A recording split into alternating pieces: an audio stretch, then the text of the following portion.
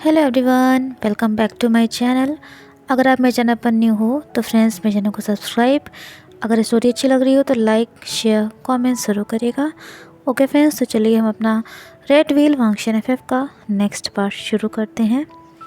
Jiang Cheng और न्योहे सांग को पनिशमेंट के तौर पर रूल्स को 300 टाइम्स कॉपी करने के लिए कहा गया था। लाइब्रेरी में विंग हंसा और बोला, श्याओगोंग काम से गए हैं और तब तक यंग मास्टर निये और यंग मास्टर चेंग मैं आपको असिस्ट करूंगा। उसे हंसी इसलिए भी आ रही थी क्योंकि वो चेंग के साथ विनम्रता नहीं दिखा सकता था। तभी न्योहे सांग अपने फ़ैन को हिलाते हुए बोला, लैन फुरेन, आप मुझे निये शुयांग कहकर भी बुला सकते हो, मुझे बुरा नहीं लगेगा। विंग उसके फ़ैन की ओर देख रहा था। वो उत्सुकता पूर्वक बोला, निये शुयांग, क्या आपने इसे पेंट किया है? ये बहुत ही ब्यूटीफुल लग रहा है। ये सुनकर न्योहे सांग बोला, ये मुझे मेरे ब्रदर ने गिफ्ट किया था, लेकिन हाँ, मैंने कई सारे फैंस को पेंट किया है। तभी जियांग चेंग विंग से बोला, जहाँ से न्योहे सांग के भाई ने ये फ़ैन ख़रीदा है वहाँ से मैं तुम्हें भी एक फ़ैन ख़रीद कर दे सकता हूँ। विंग ने इस चीज़ का एहसास किया था कि उसका लिटिल ब्रदर आचंग उसकी और शिजे यानी कि जियांग एनली की शादी के बाद से थोड़ा सॉफ्ट नेचर का हो गया था। चेंग अब थोड़ा सा खुद को एक्सप्रेस कर सकता था, पर ज़्यादा नहीं, लेकिन फिर भी ये ठीक था। भले ही थोड़ी देर हो गई थी, लेकिन फिर भी विंग का हस्बैंड लान वांगजी न्योहे सांग और जियांग चेंग दोनों को सुपरवाइज करने के लिए आ ही गया। अपने हस्बैंड लान वांगजी के लिए, जो कि सेक्ट का कुछ पेपर वर्क कर रहा था, उसके लिए इंक ग्राइंड करने के बाद विंग बोला, श्यांगोंग, क्या आप चाय पिएंगे? विंग ने मैडम लैन से पेपर वर्क सीखा था, लेकिन क्योंकि अभी वो गुसु लैन एजुकेशन को सीख रहा था, उसे काफ़ी कुछ सीखना बाकी था, तो इसीलिए अभी विंग एज अ स्टूडेंट अपनी ड्यूटीज़ करने पर ज़्यादा फोकस्ड था। मतलब उसे ना गुसु लैन के जो भी एनवायरनमेंट था, वहाँ की चीज़ें थी, उसके साथ से एडजस्ट होना बाकी था, जैसे लांचीरन ने उसे सजेस्ट किया था। वांग जी ने धीरे से कहा, तो विंग ने अपने हस्बैंड के लिए चाय बनाई, जबकि न्योहे सांग विंग और वांग जी को देख रहा था। तो एक बात तो बहुत अच्छे से क्लियर थी कि जो भी जियांग चेंग ने किया था वो उसकी गलती थी, बिल्कुल भी सही नहीं किया था उसने, क्योंकि सच्चाई ये थी कि लैनर फुरेन यानी कि विंग एक ह्यूमन नहीं बल्कि एक जीव वेहू यानी कि 9-tailed फॉक्स था। वो अपनी टीन एज में ही एडल्ट हो जाते थे। उन्हें हीट आने लगती है जो जानलेवा भी हो सकती है। अगर पार्टनर होते हुए भी वो यानी विंग अपने पार्टनर के साथ इंटीमेट नहीं हुआ तो ये उसके लिए काफ़ी हानिकारक या काफ़ी मुश्किलें भी खड़ी कर सकता था। न्योहे सांग ने तो सोच लिया था कि अब उसे इस कपल यानी कि विंग और वांग जी के लिए कुछ तो करना ही है, और उसके पास इसका प्लान भी था। एक हफ्ते बाद युनमेंग में 4 दिन पहले एक लेटर यहाँ आया था, जो कि पता नहीं किसने भेजा था। उस लेटर के अनुसार जियांग क्लैन ने लैनर फुरेन को अच्छे से नहीं सिखाया था, और इसी वजह से मैडम यू ने लांचीरन से बात करी, जिन्होंने लान वांगजी से इस बात को कन्फर्म किया था। मैडम यू बहुत ही ज़्यादा गुस्से में थी। वो बोली, जियांग चेंग वो इल मैनर्ड बॉय, वो मेरा बेटा नहीं हो सकता है। फेंग मियान, ये सारी तुम्हारी गलती है। जियांग फेंग मियान से ज़्यादा और भी कोई श्योर नहीं हो सकता था कि उनका बेटा की क्या हालत होने वाली थी। उनके बेटे को गुसु से युनमेंग खींच कर लाया जाएगा, जबकि उन्हें खुद जीदियान से टाई अप कर दिया था मैडम यू ने। चेंग की तो बहुत ही ज़्यादा बुरी हालत होने वाली थी। इस लेटर की बदौलत से वो टीचर अपने लवर और हस्बैंड दोनों के ही द्वारा डंप कर दी गई थी, उसकी सच्चाई सामने आ गई थी। उस टीचर को चीटिंग करते हुए पकड़ा गया था। इधर गुसु में जियांग चेंग को सेम वैसा ही पेन स्टमक में महसूस हुआ। जब उसकी मॉम गुस्सा हुआ करती थी और इतना ज़्यादा गुस्सा होती थी कि उसे हैंडल कर पाना आसान नहीं होता था किसी के लिए भी। चैंग बोला, आज इतना कोल्ड क्यों है, मुझे इतना ठंड क्यों लग रही है। विंग, जो कि नेवासांग के साथ कुछ फैंस पेंट कर रहा था, वो बोला, क्या ठंड। नेवासांग और विंग अच्छे दोस्त बन चुके थे। विंग नेवासांग के साथ अपने क्लास नोट्स शेयर किया करता था, जो कि खुद हन ग्वांगजुन यानी कि वांग जी अपने से प्रोवाइड कराता था। नेवासांग को विंग की वजह से काफ़ी प्रिविलेजेस थी, फैसिलिटीज़ थी, उसे फ्री पास मिल गया था। लेकिन काफ़ी टीचर्स इस बात को नहीं पसंद करते थे। जियांग चैंग, जो कि अपने थॉट्स में खोया था, वो बोला, मुझे ऐसा क्यों लग रहा है जैसे कि कुछ बहुत बुरा होने वाला है। उसे अपने पीछे से किसी के घूरती हुई नज़रें महसूस हो रही थी। तभी एक तेज़ आवाज़ आई, जियांग वैनयिन। वो आवाज़ सुनते ही तीनों यानी जियांग चैंग, नेवासांग और विंग अपने पैरों पर हड़बड़ाकर बैठ गए और रैबिट की तरह कांप रहे थे। वो आवाज़ थी ही इतनी भयानक, और उस आवाज़ का जो मालिक था वो कोई और नहीं, वो थी मैडम यू।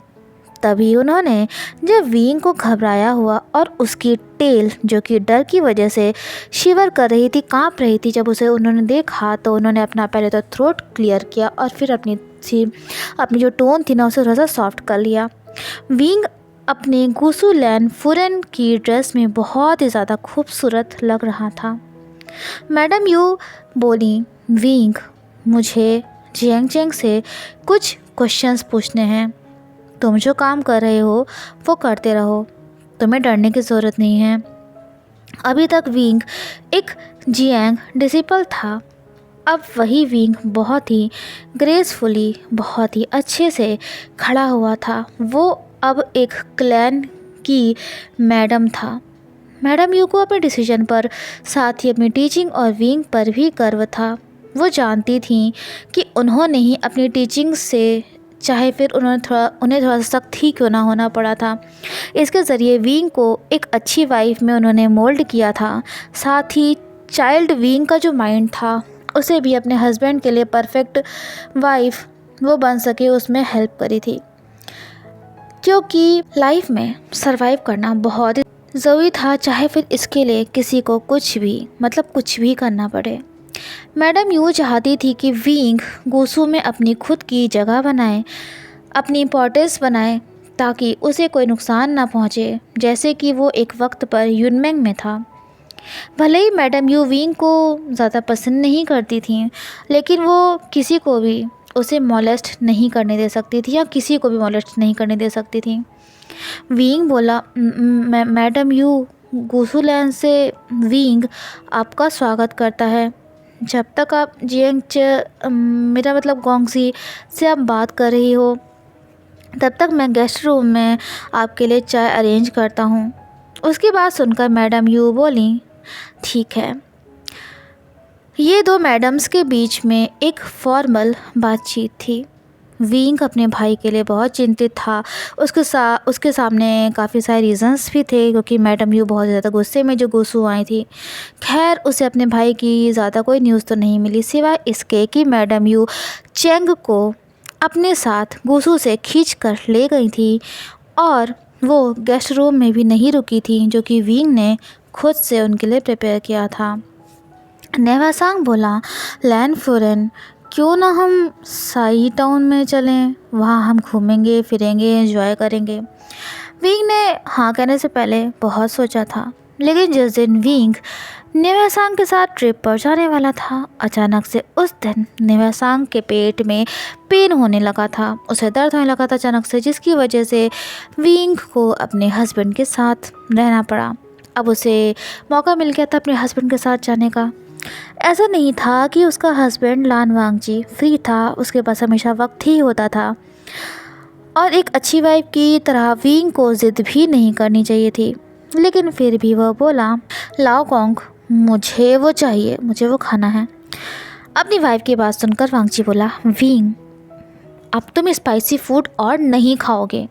तुमने स्पाइसी फूड के हर स्टॉल पर उसे खाया है, यानी कि स्पाइसी फूड हर स्टॉल पर तुमने खाया हुआ है। एरन तुम्हें हर्ट होगा, तुम्हें पेन होगा। क्या तुम अपने लॉर्ड की भी बात नहीं सुनोगे माय लेडी? वांगजी की इन मीठी बातों ने विंग के ऊपर बहुत असर दिखाया था। उसके ऊपर असर भी हुआ था, लेकिन उसने इसे इग्नोर करने का सोचा, क्योंकि जो उसे चाहिए था वो उसे मिलना ही चाहिए था। विंग तभी अपने पैरों को ज़मीन पर पटकते हुए बोला, मैंने कहा ना मुझे चाहिए, मुझे खाना है। भले ही उसे अपनी दोनों फैमिलीज़ के द्वारा बहुत सारा प्यार मिला था, बहुत एडोर किया गया था, लेकिन फिर भी कुछ रूल्स थे जो विंग को फॉलो ही करने थे। विंग के हस्बैंड लान वांगजी ने कभी किसी भी चीज़ के लिए विंग को मना नहीं किया था, और वो उसे अभी भी मना नहीं करना चाहिए था, मतलब ऐसा नहीं करना चाहिए था। लेकिन वांगजी बोला, बेबी ऐसा नहीं है कि मैं तुम्हें ये चीज़ नहीं दिलाना चाहता हूँ, लेकिन तुमने आज बहुत ज़्यादा स्पाइसी फूड खा लिया है, और मैं नहीं चाहता हूँ कि तुम बीमार पड़ो, और मैं तुम्हें पेन में बिल्कुल भी नहीं देखना चाहता हूँ, नहीं देख सकता हूँ। और अपने हस्बैंड की ये बात सुनते ही विंग जैसे हीट में एक वैक्स यानी कि मोमबत्ती पिघलती है ना, वैसे ही बिल्कुल विंग पिघल गया। वो बोला, अच्छा ठीक है, फिर मैं नहीं खाऊंगा। उसकी ज़बान लड़खड़ा रही थी, लेकिन उसका दिल जो था ना वो क्रेज़ी तरीके से धड़क रहा था, और उसकी पूरी बॉडी ना हॉट हो गई थी।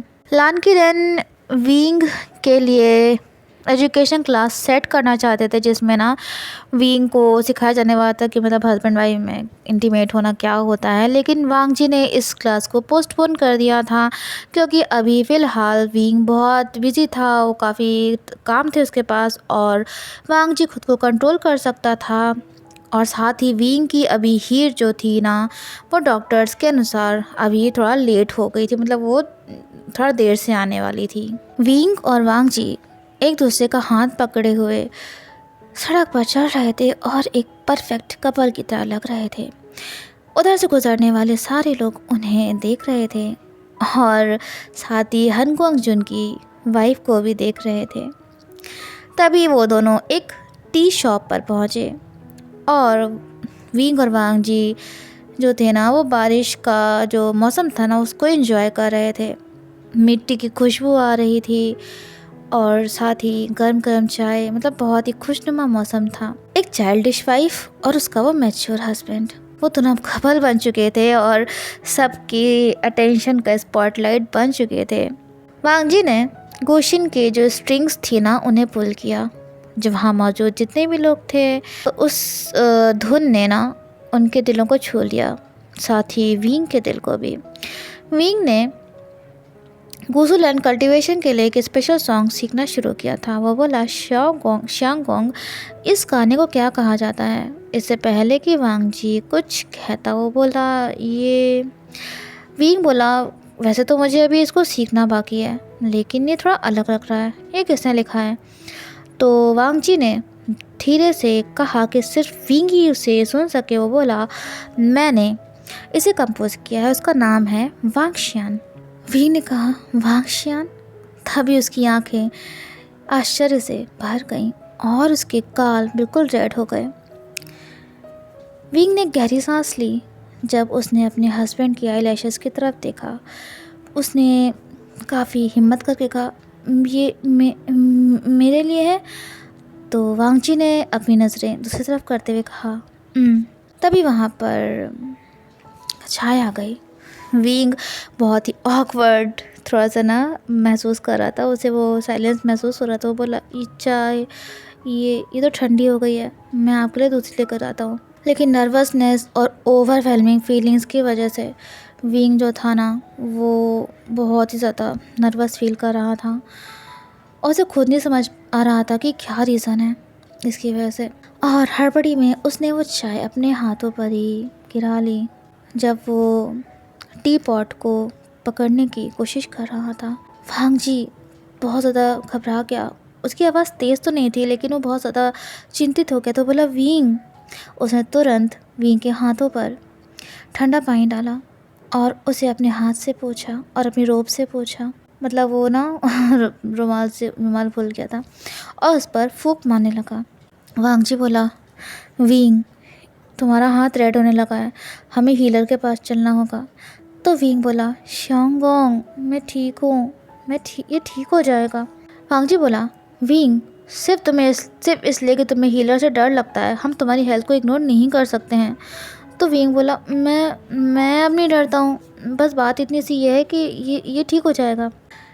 विंग अपने चारों तरफ देख रहा था, लेकिन वो मन ही मन बोला, उसे सोचा कि वो कितना लकी था ना कि उसे इतना अच्छा, इतना केयरिंग हस्बैंड मिला था। लेकिन तभी उसे कई लोगों की आवाज़ें सुनाई दी जो कि कह रहे थे, देखो कुछ सीखो हानगॉन्ग जून से, मतलब लोग ना आपस में बातें कर रहे थे। तो इसकी वजह से विंग अपने आप को ना बहुत ज़्यादा लकी महसूस कर रहा था।